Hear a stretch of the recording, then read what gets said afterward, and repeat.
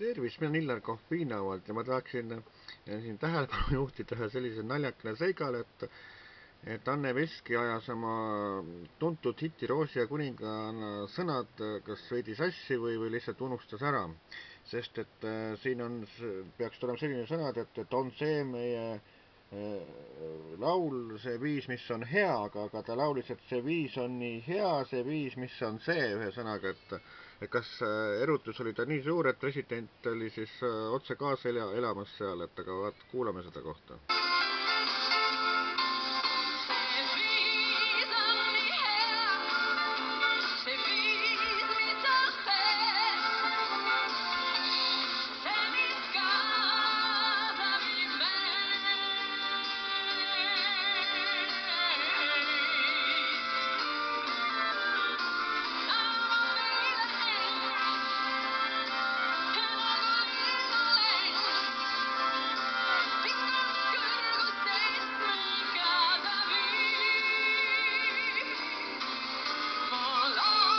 President laulab hoogsalt kaasa ja esireas on näha ka Eiki Nestor.